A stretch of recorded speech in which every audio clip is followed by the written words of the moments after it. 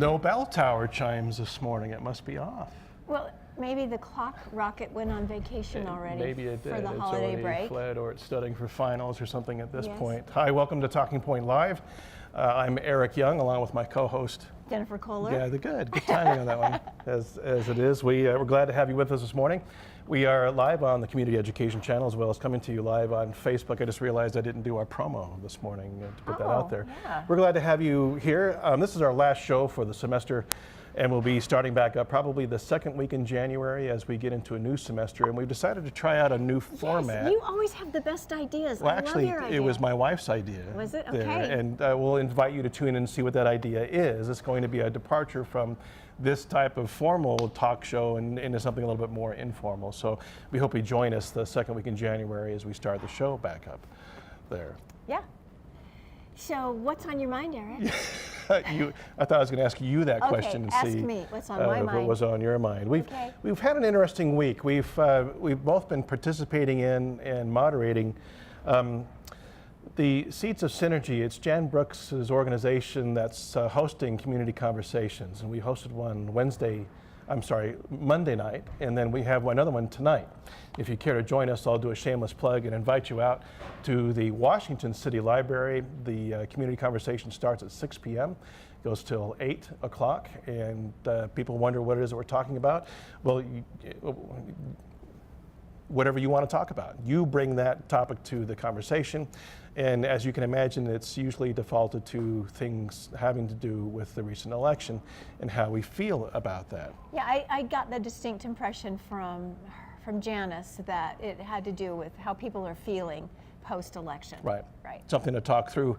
And I'm a big advocate of we're not all that clear on what we think until we actually hear ourselves articulate it. Are you that way? I have to either write it down or I have to go through and speak it out like with you, like what we do in the show, right, to really wrap my brain around my position on what it is that what we're talking about. And I often find too when I hear other people's perspective on things like that, that they often bring up ideas I hadn't considered, whether it's about a movie we just saw or a dinner we had. People's critiques and ideas and reactions a lot of times end up influencing how I perceive things. So I think that's another reason. Although I did find myself thinking too the other night, it felt a little bit like a support group. You know, there was a little bit of emotion there on the part of some people. My name's Eric and I there. voted for Hillary Clinton, kind of a thing. Is that what you're talking about? Or, yes. Is that needed at this point? For some people, for sure. I think there are people that are feeling very, very upset still about the results, and maybe that's a nice segue into the safety pins that you've been avoiding. Right, okay. No, I wasn't avoiding that. Okay. I was trying to maybe stall that a little bit, but I'll make that. So, and I see you have some on there as well, the whole safety pin issue. You remember you brought it up I did. at the last show that we did, and I was immediately attracted to the idea of the safety pin as a little symbol for like a desire for dialogue and a desire for sharing points of view. And is that what that means, though? Your phone's ringing. My phone is ringing. Yes, or you your think timer. I would have thought about turning it off at this point? So. Well, okay, and that's a good question. It's a symbol. Oh my gosh. You want me to show you how to turn it on? Go away. It's a symbol like all other things, words and other symbols that we have, right? And so they actually mean slightly different things to different people depending on a person's point of view. Okay, but the safety pin is a signifier, though. There's an etymology to it, an origin source from Great Britain in terms of the safety pin meant that you were a safe individual, not necessarily that you wanted to engage in dialogue or anything of that nature, but that if you happen to be endangered or somebody was emboldened against you because of certain political actions that were going on, you were the safe haven for that individual to be by, or that you would even intervene on their behalf. And are you saying from England from the Brexit movement, Yes. or from back during World War II when apparently there was a historical precedent for wearing the safety pin, right? Well, for me, okay, the way I was introduced to it was this latest iteration from the Brexit movement, but what I got from it is because I had an instinct right after the election was, well, I know there's people who are upset, and I would like to be a source of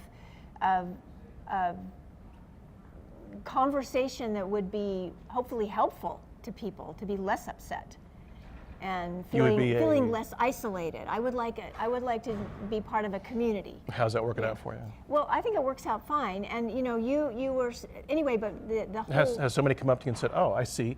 Oh, I feel safe talking to you. Here's how I feel." No, because now I'm wearing it as a rebellion.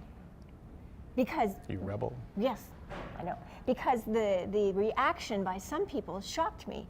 They were actually offended by mostly white people wearing the safety pin as some supposed self congratulation on how liberal and how, you know, the idea of putting on the safety pin was all you had to do now to be a good guy. Okay, and I thought that was interesting. Are you parroting me back to you from our conversation? No, actually, not really, because I did find some online reactions to it that kind of shocked me. And then I found a very interesting essay. Hold on. Yeah. So online from a standpoint of people's comments, posting Yes, about that, or reacting. online in terms of a valid news source that talks about people's reaction to... It was on Snopes.com where I saw the anti-safety pin, like, who do you people think you are? Okay, all right. You white people putting on the safety pin, is that you think all you have to do to be a good guy? Right. And then I found an interesting reaction from another writer, and his name is escaping me right now, but if anybody wants to know, you can Facebook us and I'll look it up. But he was saying, you know, a black poet and activist, and he was saying, that's fine if you want to wear the safety pin. I don't care if you do, you know, but please don't pretend you are solving any problems, by any big problems in our country, by wearing the safety pin. All it is for me personally is an indication that I care about talking, and I care about being part of a community, and I care about how the people in my community feel. That's all it means to me. And you need a signifier, though, to represent you in that light? Well, I don't need a signifier, but like the people who know me in my life have an opinion of me already. But for people that don't know me, you know, it might be a signifier for somebody. You never know. All right. And like we talked about this morning, I brought up the idea that, and I don't mean to offend anybody, want to go through and make light of this in that respect. I think we need something that signifies that we are safe, that we might intervene on the behalf of somebody who is responding to or a victim of some type of emboldened behavior against them. But I felt that the safety pin was a little too easy. I would have to kind of agree with that. To go through and put it on your lapel and go through and say, well, I've done my part, and everybody knows that they can approach me. I'm of the opinion everybody should know that, sorry, I'm tapping my microphone. Everybody should know that they should be able to approach me anyway on any level. How would they know if they don't know you? Well, that's the thing, though, Yeah. okay? So context is everything. So you and I live and work in southern Utah. We teach at Dixie State University, a relatively bubbled environment where we're not in public transportation. We're not rubbing shoulders with the ebb and flow of humanity kind of thing. There's a line at the grocery store. Well, yeah, Harmon's or whatever the case might be. But we're not in the fray. We're not in a place where people are looking, oh, who here can I maybe find some alliance or some safety with as a result. So for example, if we were in New York City, then the context would go through and maybe have a more powerful indication of what that signifier is doing. I have to laugh. What? When you talk about context. Look at me. Do I look like I live in St. George? Half the way I dress? Do I not look like I live somewhere else? I'm just saying, you know what I'm saying? I mean, why they can I don't find... know how to answer that. Well, okay, don't answer, it's rhetorical. But I'm just saying, why must we have this little box? Well, I live in St. George, so this is the uniform I wear. Oh, I'm not extolling, that's not what I'm saying. But you and I live and work in that box. Yes, but you're acting like, well, the safety pin's not appropriate here. No, I'm not saying it's not appropriate. But it's not meaningful here. I'm saying it does not have the same meaning as if we were You're in right. the crush of humanity, Yes, and it ain't and it here. would mean something different in Atlanta, Yep. in New York City, Yep. San Francisco, Detroit, or London. San Francisco will be way different than what Okay, we might be experiencing someplace So else. what I think is cool about it is it's an impetus, if you will. It's almost like an excuse for starting a conversation with somebody. Good. Okay. Now I like that. Yeah. And you could wear a little pin that says, just ask me. Just ask me. Just ask me. But then you they know. think I'm a multi-level marketer or something. Yes, they would. If we Yes. got into that. So, Yeah. It's just nonverbal communication, which Right. you are well aware of. right. It's an Right. artifact. And now I'm wearing it like, okay, go ahead, accuse me of being like self-satisfied. You're being, Yeah. I think you're being a little self-satisfied there, but that's all right. All right, we won't. You're being a rebel, though, and I like that. Okay. And I might remind our audience that Rogue One, December 16th, speaking Oh. of rebels, coming out. I can hardly wait. Maybe on my anniversary I can get my husband to go to it. You think? I have no idea. Yeah. I'm not married to him, you are. Yeah. I might work on that. Okay. Where are we now? Well, Let's talk a little we bit. had a fascinating conversation Monday did. night, and I wanted We to did. talk a little bit about the two sides there that kind of evolved out of our conversation. And when I say two sides, you might default to thinking, well, obviously there was a liberal side and a conservative Is side. there only two sides? No. Okay, good. Well, I want to get that No, clear. well, there were two. Maybe sides is the wrong word to use here. There were a couple of predispositions. One was a predisposition of fear, and after post-election, it was, oh, now I feel like I might be marginalized. I'm afraid for people who are marginalized. I'm afraid for the future of my kids, or for what's going to happen to my Medicare, or whatever the case might be. And on the other side, which I wanted to have better representation there, but the other side was, no, it's more analytical. It's about policy. It's about governmental direction and what to do. Joke. Sorry. Joke meaning Policy. that the president-elect's policy is a joke. Meaning that it's not about policy. That it's not about policy. No, it's about aspirations and about anger and Okay. about emotion. So you have an argument coming in this way in terms of what you're talking about, anger, emotion, and then you have an argument coming in this way about policy, which really doesn't exist because we don't know what that policy is. And so already we're finding it very difficult to have that conversation to begin with because we're coming from two entirely different positions. You just said something that made a light go on in my head. Well, thank goodness. Okay, the people who were supporting Trump wanted to take it off of personality and ethics and character. They had to. Because they had to. So they said, oh, well, we need to be talking about policy. But then, because there is no policy to talk about, that was like a, what do you call it, like a dodge.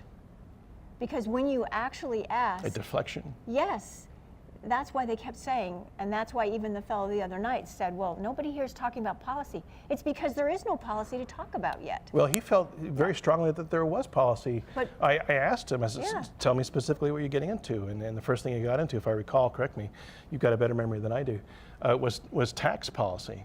Was that it?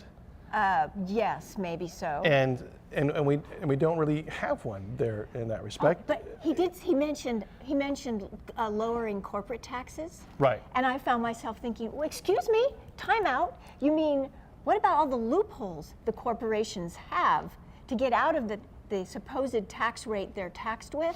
They don't pay it. So we have a few sound bites Yeah. from President-elect Trump about Yeah. that, but we don't have anything in depth in terms of how will it be funded, what needs to be in place legislatively in order to enact Yes. that. He said his policy was going to make corporations come back To the United States. and bring all that money for offshore Yeah, and back in the United how are States. you going to make them have their corporate headquarters any particular place? Right. So you need to tax them where the point of sale occurs, So- not where their headquarters is. Duh. Okay, so you and I are on the Okay. analytics of that, Okay. and obviously we're in consensus with that, Yeah. but that doesn't make for a conversation. Right, because when we tried to talk about the policy, There was nothing to go Right, to right. there at that point. 'Cause- So how do we have this conversation? Well, okay.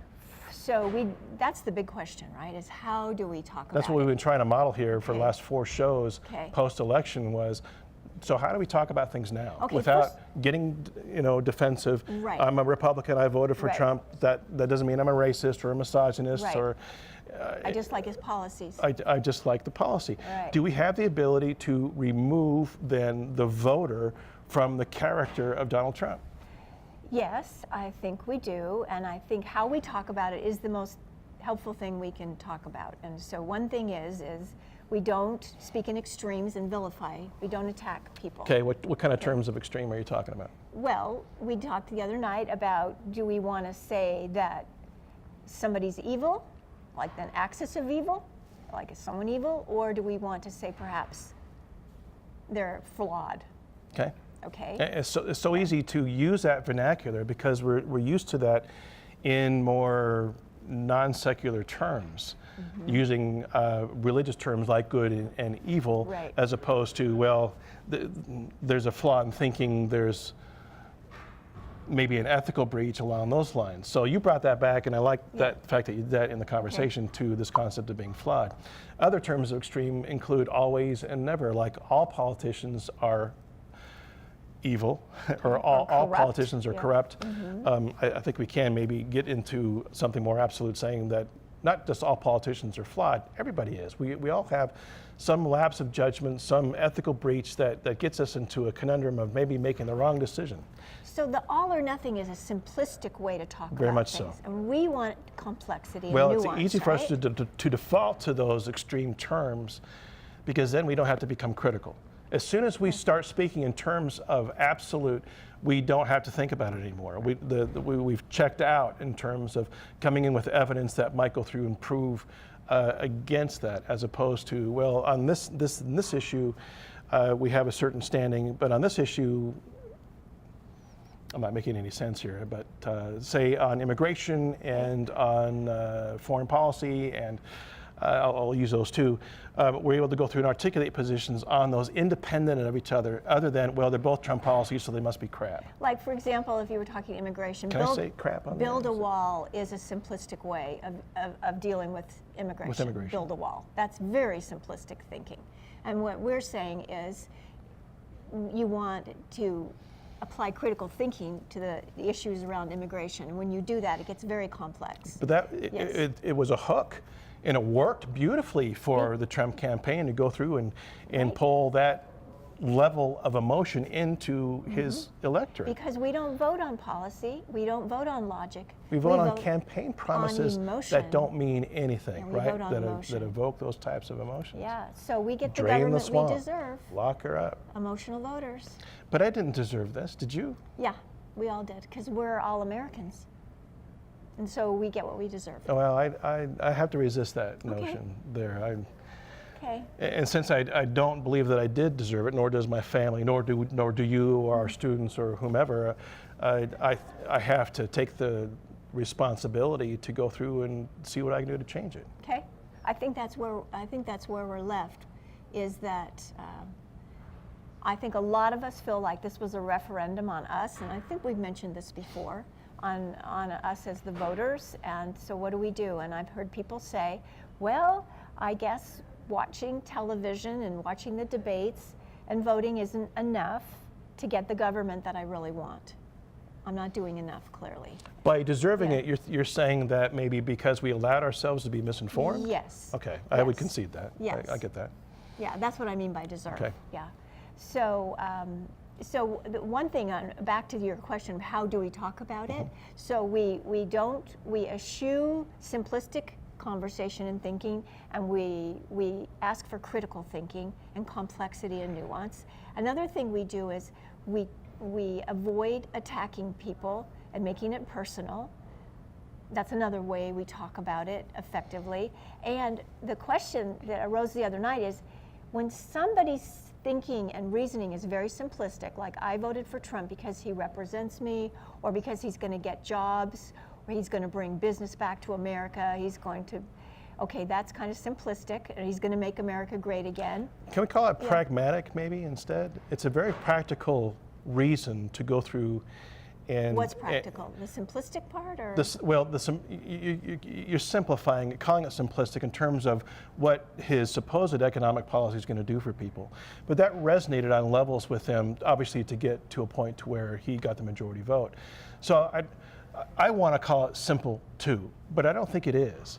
I think it's more pragmatic for them in terms of how it hits the bottom line in their checking account, or what they're going to put on the table, or whether or not they can afford their insurance. That's not simple. That's pragmatic. It's in terms of being able to go from day to day and do what needs to be done to provide for their family. I think those are not apples to oranges. How? Because the simplistic. We're talking about labeling an idealism here in terms of why people voted for Trump, and you're saying, and I'm surprised I'm even saying this to begin with, right? That I'm almost taking the position. Yeah. But the more I examine that, I can't dismiss them by saying, well, it's just a simple way. It just appealed to them maybe on Maslow's hierarchy at the very bottom part because they just weren't. They weren't listened to by the Democrats, and this is the reason why. We can't I think it's more pragmatic of a reason than just not being able to engage critically into the decision of voting for Donald Trump. You can be pragmatic and be simplistic at the same time. You can also be pragmatic and be complex. Exclusive of each other. Right, and you were saying it's not simplistic because it's pragmatic. Well, I'm saying it's, I guess, more than just simplistic. I think yes. there was a justification pragmatically. Absolutely, Yeah. absolutely. I'm saying, and you know me, I'm a pragmatist. I'm more than I'm an idealist for sure. Well, the way you dress really doesn't, portray that. I had to get that whole dress thing back into I brought that thing onto myself. I totally know that. Yes, okay. You look lovely. Yes. Oh, okay, I'm thanks. just giving you a bad time. You're right, but one of my colleagues looked at me one day and he said, I'm getting French resistance fighter. I'm like, all right, great, thanks. Okay, anyway, so. Was that me? No, it was Roderick. Oh, because last time you wore a beret. Well, Roderick he wore a beret as well. I'm just saying. Back I'm just saying. He was giving me a bad time. Okay. I don't look like I live here. Okay, but so we were making the distinction then. You can be simplistic in your thinking and pragmatic at the same time. You can also be simplistic or complex in your thinking while being pragmatic. Yeah, I still think being practical is a notch above just simple-mindedness. Well, all right, we could really get I don't want to go through but yeah. and Okay. brush those voters off by just being simple-minded. And this really is contrary to what I've been saying all along, but now just in articulating this, talking about this with you during this show, right. I'm realizing I have simplified them into a corner, and I have judged them to not be able to make a better decision based on dismissing Trump's character. But no, you know what? It was much more complicated than that. Yes. Sweet. Well. All right, no, Yeah, I think that's great that you capable of doing that from time to time. Yeah, no, that you walked yourself into that and talked yourself into that. Okay, so back to how do we talk about it? So we don't vilify people personally. We go for the complexity. And the question is, I noticed this the other night, when we asked the Trump voter to explain, and we didn't want him to defend necessarily, just explain his thinking. Well, I think they wanted him to some defend people it. wanted him to defend it, but other people claimed they just wanted an explanation so they could understand better. And when we pressed below the tagline of Make America Great Again and more jobs and all the simplistic taglines for getting elected, there was no substance underneath, like the practical of how to do it. There was no policy yet formed that the person could articulate. And so when you press for that, they feel attacked. I mean, it's easy to feel attacked when someone keeps saying to you, well, explain yourself, explain yourself. And yet they don't have an argument to explain themselves Right, with. and so the question is, how do you press for detail and how do you press for support and evidence without making the person feel personally attacked? That's tricky, I think. Yeah, I'm not sure that you can do that. Right. I'm not sure that anybody can do that. Well, so maybe maybe there's another way to go about asking the questions that don't put a person on the spot and make them feel defensive or attacked. Yeah, I'm not sure, especially in social media forums, and that I think has become more detrimental to having these kind of conversations as opposed to doing this interpersonally within a dyad or a triad, whatever the case might be. Because you and I can press each other, but that's because we know each other and trust each other and we respect each other. So we can press a lot. Yep. But you can't just do that with somebody you don't have a relationship with built on trust and respect. Or in a channel that doesn't allow trust and respect, like Facebook or Twitter, going back and forth within those channels. You're not seeing what's happening non-verbally throughout the conversation. Okay, I have an idea. What? I have an idea. What if the person doing the questioning exhibits their own lack of understanding and exhibits a certain level of, I'd say, humility, in the sense that because obviously none of us know everything about what should be happening in running the country, and we have legitimate questions, right? So we could say, for example, well, I don't understand how the tax policy works, for example. I really don't understand why corporations are taxed the way they are and how these loopholes work, and I don't understand how raising taxes on the upper one, you know what I'm saying? So without that understanding, what's the default thinking then about that information? Well, that the experts understand, and then we have to trust people. Yeah, but in terms of evaluating what those comments might be, what's our default thinking? If we talk about corporate taxation, the default thinking is, well, those guys are getting loopholes and they don't have to pay anything. That's what I mean by default thinking, as opposed to the nuance of that, well, why do they get the tax break? Again, I can't believe I'm saying any of this, but why are they afforded those tax breaks or to be able to put things offshore or what's going on? Special interests. Right, yeah. It's special interests. Well, so is that default thinking?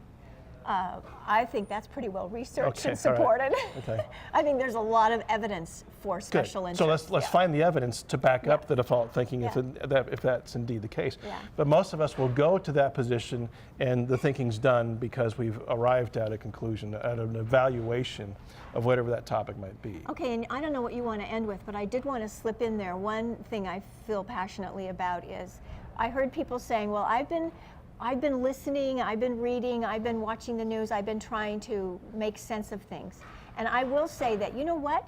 If you're hoping to get the context and the background that you need just from the media, you know, the short entertainment media, the radio and TV and internet and Facebook, you're not going to get the context, and you actually might have to do read some books. Some books by scholars. You need a background and people with experience. Knowledge to bring to that. In order to ferret out what the truth is from what the spin is. Right. Yeah. Yeah, I'd like to, maybe next season we can talk about the concept of media and how I think it's a term that no longer applies. Okay. It's broken. Well, but we're in media studies. We are. How can you get rid of our media word? Well, I'm going to. Well, we took mass media away. We took mass out of media studies because there's no longer mass. We can get into specific audiences like we are here with the three of you who are watching us at home in that respect. But mass media, while it's still out there in traditional forms, is dysfunctional. We'll talk more about that as we get into it. I want to use the remainder. We have 2 minutes to go here. First off, to thank our crew, our director, Lauren, our executive director on Marcus Farnsworth and James Farnsworth with the Community Education Channel, and then our students who come in and get here early and set up. And this is no small feat, as you can see some of the behind-the-scenes photographs of what we go through here on our Facebook page to see what's going on that way. So I wanted to put that out there. Thank you, everybody, for what you've done. It's been a lot of fun working with you this semester. Thanks for our department and our university for giving us the space to do it, right? The folks who manage the Holland building here, we hope to be back here in the Holland building next semester. Outside of this light that comes in on this way, we'll be over on the other side, making it a little bit easier to go through and produce that. Okay. Any last words you want to say as I wrap up the show? I feel like the election is a call to action for each of us as citizens to be kinder to one another and to pay more attention and educate ourselves better on the workings of our government. My gravest concern is that we're not seeing that kindness, though. We're seeing the opposite of that going on, that more hateful actions are more emboldened. We can't let the rotten apple spoil the Yeah, barrel. well, Sorry, we just can't let that happen. We can't. We need to be vigilant against it, though. That's a minority of our population. And, you know, I realize the media covers the bizarre minority. I mean, that's what strikes us as interesting. But we can't let that define us. Well, we have to recognize, though, that it's happening even here. And we need to be vigilant and fight against that, see what's going on. Stand up for the culture you want. Hoping you have a very Merry Christmas, Happy Holidays, family-filled and maybe not so conflict-filled as things might go in that respect. Catch our community conversations. We're tonight at 6 o'clock at the Washington City Library, and then Saturday you are. I'm going to be gone. Oh, you're not going to be there. That's right. So Saturday also at the Washington City Library. You can check them out on Facebook at Seeds of Synergy. Community Conversations. Seeds of Synergy. That's it. We're out of time. Thank you for joining us.